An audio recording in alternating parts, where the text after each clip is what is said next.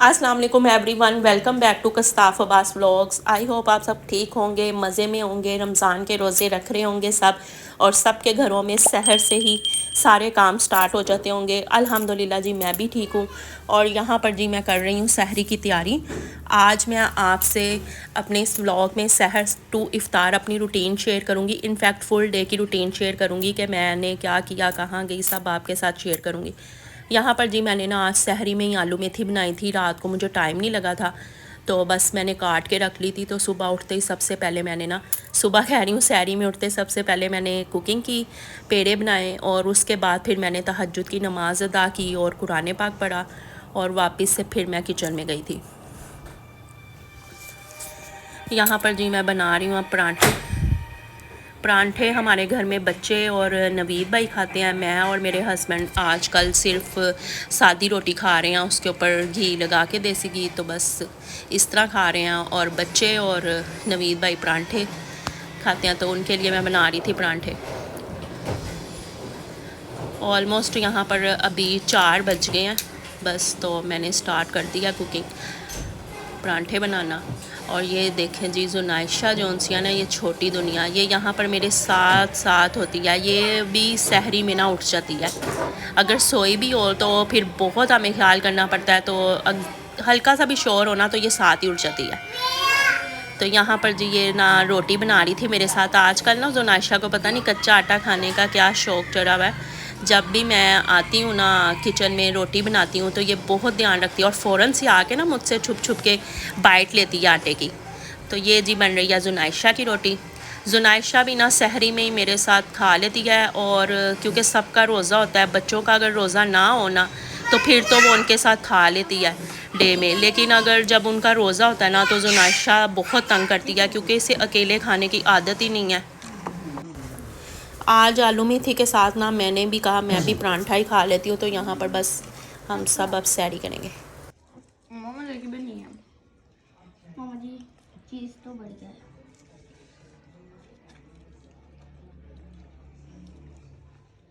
यहाँ जी हम सब ने सहरी की। सहरी करने के बाद नमाज़ पढ़ी, फिर कुरान पाक मैं पढ़ती रही, और बच्चों ने आज स्कूल जाना नहीं था, तो फिर मैं ना ऊपर आई। यहाँ पर प्यारी प्यारी सी धूप निकली हुई थी। अब ना मौसम चेंज होना स्टार्ट हो गया है, हल्की हल्की सी ना गर्मी लगना स्टार्ट हो गई है। तो मेरे बच्चों को भी ना बहुत गर्मी लगती है, वो तो फ़ैन भी लगाना स्टार्ट कर दिया उन्होंने। मैं उन्हें बहुत कहती हूँ अभी फ़ैन ना लगाएं। तो ये देखें, ये ना कल मैं प्लांट लेकर आई थी, इतना प्यारा लग रहा है ना, ये मुझे बहुत प्यारा लगा था। इसका ना पर्पल शेड है, ये वेलवेट तरह का फ्लावर है, बहुत प्यारा लग रहा था। और ये अभी न्यू जोन से है ना, इन पर आने लग गए हैं पत्ते वगैरह। अब जो शाखें हैं ना, सब हरी भरी होने स्टार्ट हो गई हैं। बहुत प्यारा लगता है जब ये मौसम आता है ना, तो फिर इस तरह सारे जो पौधे, जो शाखें खाली हो जाती हैं ना, तो अब दोबारा से इन पर ना न्यू जो पत्ते हैं वो आना स्टार्ट हो जाते हैं। तो ये मुझे इतना प्यारा लगा था ना, मैं जब ऊपर आई तो मैंने इसे देखा तो मेरा दिल ही नहीं कर रहा था कि मैं इससे नज़र भी हटाऊं। मुझे इतना प्यारा लग रहा था ये सुबह में। यहाँ मैं ना पौधों को पानी देने आई थी। एक बार मैं सुबह में पानी दे देती हूँ गर्मी में, और एक बार शाम में पानी देती हूँ। इस तरह पौधे ठीक रहते हैं, नहीं तो फिर ना ख़राब होना स्टार्ट हो जाते हैं। उसके बाद जी मैंने रेस्ट किया। रेस्ट करने के बाद मैं और अब्बास आए थे बाहर थोड़ी सी शॉपिंग करने के लिए। तो फिर हम यहाँ पर आए कस्ताफ़ के लिए ना, मुझे बॉटम्स चाहिए थे, तो ब्रेकआउट पे भी मैंने विज़िट किया, रियलिटी पे भी। तो कस्ताफ़ को मैं लेके नहीं आई थी, तो उसके साइज़ का मुझे इतना इशू हुआ ना, तो फिर मैं वापस चली गई। अब्बास और मैं आए हुए थे बस, तो फिर मुझे उसके साइज़ का बहुत इशू हुआ। तो फिर मैंने कहा मैं ना अगेन आ जाऊँगी, इस तरह फिर मैं जाऊँ ले जाऊँ फिर आके चेंज करवाऊँ, वो नहीं सही। तो बस यहाँ से मैंने कुछ चीज़ें बाय की थी बस, तो फिर कस्ताफ़ की रह गई थी। अब उसको दोबारा लेकर जाऊँगी और फिर करूँगी। इसी तरह ही रमज़ान में ना थोड़ी थोड़ी सी शॉपिंग होती रहेगी, और काम ख़त्म होंगे, एकदम से नहीं काम ख़त्म होते। घर आके जी पहले कुछ तस्बीहात पढ़ ली, फिर असर की नमाज़ पढ़ी, फिर जी मैंने कुकिंग अपनी स्टार्ट कर दी। आज मैंने कुछ ख़ास नहीं बनाना था, सिर्फ़ और सिर्फ बिरयानी मेरे घर में, बल्कि आज क्या, सिर्फ मैंने फ्राइडे में बनाई थी फ्राई चीज़ें वगैरह, तो उसके बाद मैंने नहीं बनाई। संडे में भी हमने सैंडविच, बर्गर वगैरह इस तरह की चीज़ें बना ली थी, क्योंकि मेरे घर में ना फ्राई चीज़ें नहीं खाते ज़्यादा। अब्बास तो इनफैक्ट जब मैंने संडे को बनाई थी ना, तो साथ में 1-2 फ्राई, तो उसको वॉमिट होना होना स्टार्ट हो गई थी, फिर मैंने ना वो नहीं बनाई। यहाँ पर ना मैं बना रही हूँ सिंधी बिरयानी, और ये बहुत अच्छी लगती है इफ्तार में, तो बहुत ही ज़्यादा इसका मज़ा आता है ना। तो जब हम बिरयानी बनाए ना तो फिर तो दिल ही नहीं करता कुछ और भी बनाए, सिर्फ चाट या दही भल्ले मैं साथ बनाती हूँ। यहाँ मैंने ऑयल लिया, ऑयल में मैंने चिकन डाल दिया। ये इतनी क्विक बनती है ना, रमज़ान में मैं इसे बहुत क्विक बनाने की कोशिश करती हूँ, क्योंकि टाइम जो है ना वो कम होता है और ज़्यादा टाइम नहीं होता कि हम एक ही चीज़ को लेके बैठे रहें। जैसे ही चिकन ने अपना कलर चेंज किया था तो मैंने उसमें लहसुन और अदरक डाल दिया था। आपको पता है मैंने फ्रीज़ किया होता है, और वो थोड़ा सा मेल्ट हुआ और मैंने फिर इसमें ना ये ऑनियन डाल दिया फ्राई की हुई। ये मैंने कोई घर में फ्राई नहीं की हुई, ये मैं बाज़ार से लेकर आई हुई हूँ। रमज़ान में तो इस तरह की ना चीज़ें आपके पास होनी चाहिए। इनफैक्ट मैं तो कहती हूँ ये वैसे भी होनी चाहिए। कभी इंसान को कोई बहुत ज़्यादा टाइम नहीं लगता कुकिंग का, तो जल्दी जल्दी ऐसी चीज़ें पड़ी हों तो पकड़ के तो कुकिंग कर लें।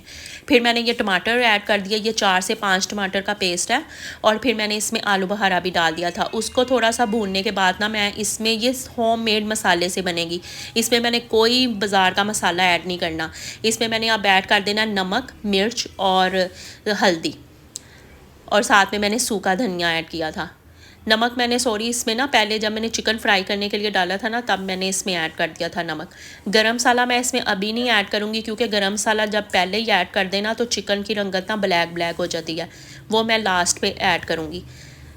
अब मैं इसमें थोड़ा सा पानी डाल के ना इसे थोड़ा कुक होने के लिए रख दूँगी कि चिकन थोड़ा सा गल जाए। जब चिकन थोड़ा सा टेंडर हो जाएगा ना तो मैंने ये देखें इसमें ना इमली का जो पल्प है ना वो डाल देना है। इमली मैंने पहले से भिगोई हुई थी, तो इसका पल्प मैं इसलिए बाद में डाल रही हूँ क्योंकि पहले डाल देना तो खट्टे से कुछ चीज़ें होती हैं वो गलती नहीं है। तो इस तरह मसाला अच्छे से गल गया और मैंने ना उसमें फिर बाद में ये डाल दिया था इमली का पल्प। अब ये मैं इसलिए स्टेन करके डाल रही हूँ, और मैंने आपने देखा इसमें कोई खरा मसाला नहीं डाला, क्योंकि मेरे बच्चों को और मेरे हस्बैंड को ना मुंह में कोई भी मसाला आ जाए ना उन्हें अच्छा ही नहीं लगता। तो ये इमली देख ले मैंने इतनी क्वांटिटी में ली थी, इसे मैंने डिप किया हुआ था और अच्छे से मैंने उसका पल्प निकाल लिया और इसमें डाल दिया। अब बस यहाँ पर मैं इसे कुक होने के लिए छोड़ दूँगी। और यहाँ पर ना अब देखें कितना अच्छा कमरा लग रहा है कि ना रूम की एक लुक ही निकल आई। अब ब्लैंकेट सारे चले गए हैं ना, तो समर का सीज़न आ गया। तो देखें जुनाइशा को देखने गई थी, पता नहीं कहाँ गई है। आई थिंक बच्चे नीचे पढ़ रहे हैं, वहाँ चली गई होगी। और यहाँ पर ये देखें अब इसकी लुक ये बिल्कुल भुनाई के लिए तैयार था। उसको मैंने भून के साइड पे कर दिया था, और यहाँ पर मैंने रख दिया चावल का पानी। चावल के पानी में मैंने ऐड किया ज़ीरा, बड़ी इलायची और दालचीनी। बस ये चीज़ें डाल के और नमक डाल के मैंने इसे पकने के लिए रख दिया। अब जब तक के ना वो हो रहा है रेडी, तो मैं यहाँ पर ना जो सहरी में सालन खाना है ना उसकी तैयारी कर लूँगी। ये भी मैं इफ़्तारी से पहले ही बना लेती हूँ, क्योंकि इफ़्तार के बाद इतनी ज़्यादा थकावट हो जाती है, ऐसे लगता है जैसे हमारी बॉडी में कोई एनर्जी नहीं रही, एनर्जी लेवल इतना डाउन हो जाता है। तो फिर मैं ना इस तरह पहले ही काम कर लेती हूँ ताकि बाद में कोई प्रॉब्लम ना हो। तो यहाँ पर मैंने घिया शरीफ बनाना था, तो बस उसी की मैं तैयारी कर रही थी। साथ साथ मैंने कहा ये भी तैयारी कर लूँ। और इफ़्तार में आज मैं कुछ अभी स्पेशल बनाने वाली नहीं, क्योंकि मेरे हस्बैंड की भी कॉल आ गई है कि उन्होंने आज घर इफ़्तार पे नहीं आना। और बच्चों से मैंने पूछा, वो कह रहे हैं मामा कोई आपने ना फ्राई चीज़ नहीं बनानी, हम नहीं खाएंगे, हम जस्ट बिरयानी खाएंगे। तो मैंने कहा चले ठीक है। फिर मैंने साथ में दूध तैयार कर लिया और फ्रूट मैंने कट कर लिया। चाट भी उन्होंने कहा हमने नहीं खानी। कल क्रीम चाट बनी हुई थी, तो बस वो कहते कि नहीं मामा हमने चाट भी नहीं खानी। तो मैंने ना फ्रूट कट कर लिया यहाँ पर, और बस वो भी कर लिया, वो मैंने रिकॉर्ड ही नहीं किया। यहाँ पर ये देखे मैंने चावल डाल दिए थे, ये मेरे कुक हो गए हैं। इसमें मैंने पुदीना भी ऐड कर दिया था। और मसाला जो है ना अब इसको मैं स्टेन कर दूँगी। ये देखें इसको मैं इसीलिए तब छोड़ दिया था जब इसको मैंने ऐड करना था ना बिरयानी में, क्योंकि अब इफ़्तार बस होने वाली है। तो यहाँ पर ना मैंने इसको अच्छे से कुक कर लिया था दही डाल के और गरम मसाला डाल के। इसको मैंने कुक किया, फिर मैंने ये निकाल लिया था सालन। अब मैं इसमें ना इसकी लेयर्स लगा दूँगी। थोड़ा सा सालन नीचे रखना है और फिर उसके ऊपर मैं चावल डालूँगी। इसके अंदर से भी मैंने जो मोटे मसाले डाले थे ना सब निकाल लिए हैं, क्योंकि मेरे हस्बैंड को बिल्कुल नहीं पसंद मुँह में ज़रा सा भी अगर कोई मसाला आ जाए।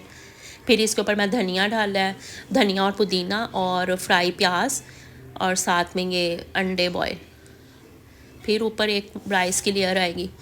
फिर इसके ऊपर मैं ना सारे मसाले डाल दूँगी, पुदीना और धनिया, फ्राई प्याज, अंडे और कलर इसके ऊपर मैं डालूँगी और ये बस इसको मैं दम दे दूँगी। ये इतनी मज़े की बिरयानी तैयार होती है ना, जस्ट ये चंद इंग्रेडिएंट्स इसमें यूज़ होते हैं और ये बिल्कुल होममेड मसालों से तैयार होती है। इसमें कोई भी, आपने देखा होगा मैंने कोई बिरयानी मसाला इसमें नहीं डाला, कोई पुलाव मसाला नहीं डाला, लेकिन ये इतनी टेस्टी बनती है ना, आप ज़रूर इसे ट्राई कीजिएगा। जो इसकी ग्रेवी बनाई थी ना, वो तो मैंने ना काफ़ी टाइम पहले बना के रख ली हुई थी। बाद में मैंने इफ्तारी के करीब आके ना चावल बॉईल किए और ये गरम गरम इसका मैंने इन्हें दम लगा दिया। देखिए कितने प्यारे खिले खिले चावल बने हैं और कलर देखें इसका कितना प्यारा आया। मैंने जो कलर है ना वो भी पानी में यूँ मिक्स करके नहीं डाला था, बस मैंने ऊपर से डाल दिया था। पानी मैंने इसमें कोई ऐड ही नहीं किया, दूध में भी नहीं मिक्स करके, बस ऐसे ही मैंने डाल दिया था। तो देखे बगैर उस ग्रेवी के भी कितना प्यारा इस पे कलर आया, कहीं पे ऑरेंज कहीं पे येलो, इतना प्यारा ना ये कलर लगता है और बहुत मज़े की ये बिरयानी बनती है। आपने ट्राई ज़रूर करनी है और मुझे कमेंट बॉक्स में बताना है कि आपको भी ये रेसिपी मेरी कैसी लगी थी। तो यहाँ पर बस ये अब इफ्तारी का टाइम हो गया, अब हम इफ्तारी करेंगे और ये हमारा छोटा सा दस्तरखान।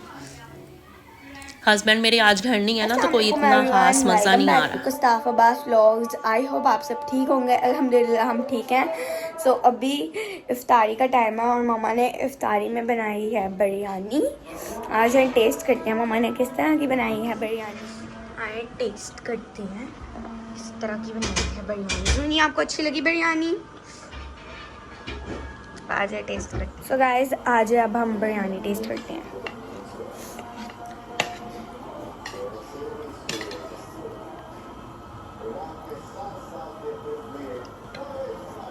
गाइस बहुत मज़े की बिरयानी है। गुस्ताफ अभी बिरयानी खा ही रही थी तो उठा दिया मैंने, हमने कहा सब पहले नमाज़ पढ़ो, और ये अब बाद में बेचारी नमाज के बाद खा रही है। हमने पहले ही खा ली थी, मैंने और अब्बास ने, गुस्ताफ रह गई थी। तो अब यहाँ पर ये अपना पूरा फिनिश करेगी। और आज हस्बैंड घर नहीं है ना, तो बिल्कुल रौनक नहीं है, बिल्कुल दस्तरखान पे भी कोई इतनी रौनक नहीं थी, बच्चों ने भी कोई इतना हल्ला गुल्ला नहीं किया, सब बाबा को मिस कर रहे थे। तो ये मेरा ना अब खाना रेडी हो गया जो हमने सहरी में खाना है, तो ये भी रेडी है। मेरी भी आजकल रमज़ान में ना मेरी तबीयत पता नहीं क्यों ख़राब हो रही है। मैं 2 दफ़ा तो सहरी नहीं बना पाई थी, इनफैक्ट सब्ज़ी आई हुई थी तो मैं बना ही नहीं सकी। तो मेरे हस्बैंड ने बाज़ार से सहरी की ना, तो उनका फिर स्टमक बहुत ज़्यादा डिस्टर्ब हो जाता है उनको। तो वो कहते हैं मुझे बस खाली सब्ज़ियाँ बना के दो, पता नहीं क्या उनको है। यहाँ पर ना मैं आटा गूँधने लगी हूँ। आज मैंने सोचा मैं आपसे ना अपना आटा गूँधने की भी जो टिप्स है ना शेयर करूँ। मैं पहले आटे में नमक डाल लेती हूँ और फिर मैं उसको ना इस तरह पानी में दूध ऐड करके ना, तो फिर मैं इससे गूँधूँगी। पानी जो सा ना मैंने हल्का सा नीम गर्म लिया होता है, उसमें मैं दूध ऐड करके ना, तो इससे मैं आटे को गूँधती हूँ। इतनी मज़े की रोटियाँ बनती हैं ना, फुलके इतने सॉफ्ट बनते हैं, बहुत ज़्यादा सॉफ्ट रोटी बनती है। और जैसे रोटी पका के भी रखी हो ना, तो बाद में भी देर तक, बल्कि सुबह भी ना वो बिल्कुल नरम रहती है, बिल्कुल हार्ड नहीं होती।